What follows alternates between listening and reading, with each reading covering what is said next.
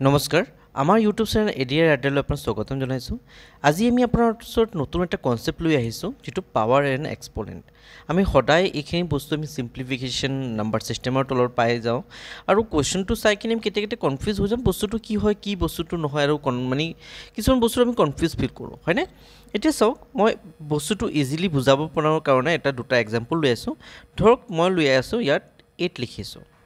এতিয়া চাওক আমি 8ক যদি কো এটা 8 কি হয় কোনটো ফৰ্মত আছে এটো ইন্টিজাৰ ফৰ্মত আছে এটা ইন্টিজাৰ হয় হয়নে এতিয়া চাওক মই 8 টো প্ৰাইম ফেক্টৰাইজ কৰিছো মানে যেনেকৈ এলসিএম লখাগু লাও তেনেকৈ কৰি থাকো তো 2 দি মই 8ক ডিভাইড কৰো কিমান টাইম যাব ফলে 4 টাইম যাব আকৌ 4ক মই 2 দি ডিভাইড কৰো কিমান হ'ব বলে 2 টাইম যাব আকৌ 2 টাইমছ কিমান হ'ব বলে 1 এতিয়া চাওক মই 8ক কেনেকৈ লিখিব পাৰো নে 2 * 2 ভুল নে নাই স্যাৰ এটো ভুল নহয় ধৰে হয় 2 * 2 4 4 2 8 হয় হয়নে এতিয়া ধৰক ইয়াত বহুত খিনি জগা খাই আছে হয়নে তো মই এটা যদি জগাটো কম কৰিব চেষ্টা কৰো মই ইয়াৰ চাও 2 কিমান টাইম ৰিপিটিং কৰি আছে 2 কিমান টাইম ৰিপিটিং কৰি আছে তো আপুনি সব ক'ব আছে ইয়াত 2 3 টাইমছ ৰিপিটিং কৰি আছে তো এই পাৱাৰ মানে কি হয় এইটো ওপৰৰ যেটো সংখ্যাটো যেটো আছে হেতু কয় আপোনাৰ তলৰ সংখ্যাটো কিমান টাইম ৰিপিটিং কৰিব তলৰ সংখ্যাটো কিমান টাইম ৰিপিটিং কৰিব আৰু আমি যেটো যেন ফৰ্মত লিখিছো এইটো ফৰ্মত যেন লিখিছো এটো লিখাৰ প্ৰসিডিউৰটো কয় এটো পাৱাৰ এণ্ড এক্সপোনেন্ট ফৰ্ম বা আমি এক্সপোনেন্ট ফৰ্ম বুলি ক'ব পাৰো বুজিছেনে মই আকৌ কৈছো এটো 8 এটা ইন্টিজাৰ হয় ঠিক আছে নে এইটো 8ক মই বেলেগ মানে তৰিকা মানে বেলেগ ফৰ্মত মই লিখিব পাৰিছো হেতু লিখাৰ তৰিকাটো কি হয় 2 টু দি পাৱাৰ 3 মানে 2 ৰ ওপৰত কিবা এটা নম্বৰ লিখিছো আৰু সেই 2 নম্বৰ লিখাৰ প্ৰসিডিউৰটো আমি কি বুলি কওঁ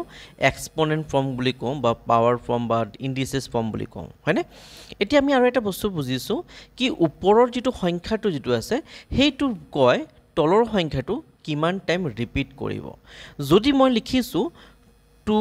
ওপৰত যদি 5 লিখিছো তো 2 কিমান টাইম ৰিপিট কৰিব লাগিব 2 আপোনাৰ 5 টাইম ৰিপিট কৰিব লাগিব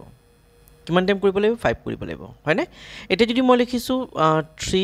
ওপৰত ধৰক 2 লিখিছো তো 3 কিমান টাইম ৰিপিট কৰিব লাগিব দুবাৰ ৰিপিট কৰিব লাগিব বুজিছেনে মানে ওপৰৰ সংখ্যাটো জাস্ট এটো কয় তলৰ সংখ্যাটো কিমান টাইম ৰিপিট কৰিব হল এতিয়া আৰু এটা বস্তু বুজিব লগা আছে এই তলৰ যেটো সংখ্যা মই ধৰক এনেকা লিখিছো 2 আৰু ওপৰত 3 লিখিছো এই তলৰ যেটো সংখ্যা যেটো আছে তাক আমি কি বুলি কওঁ তাক আমি বেস কওঁ তাক আমি কি কওঁ বেস কওঁ আৰু ওপৰৰ যেটো সংখ্যা আছে তাক আমি কি বুলি কওঁ তাক আমি পাৱাৰ বুলি কওঁ বা এক্সপোনেন্ট বুলি কওঁ বুজিছেনে ওপৰৰ সংখ্যাটো পাৱাৰ বুলি কওঁ তলৰ সংখ্যাটো কি কম বেস কম এতিয়া ওপৰৰ সংখ্যাটো মই জাস্ট কৈছো ৰিপিটিশনস কৰাৰ কাৰণে তলৰ মানে বেজৰ কথা কয় মানে কিমান টাইম তলৰ সংখ্যাটো ৰিপিট কৰিব বুজিছে জাস্ট ইয়াত আপোনাৰ সদায় মনত ৰাখিব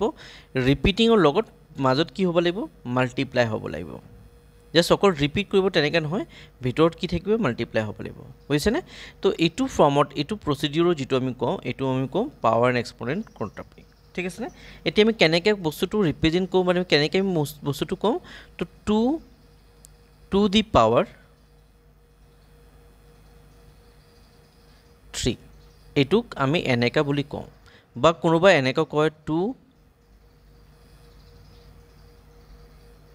raised to the power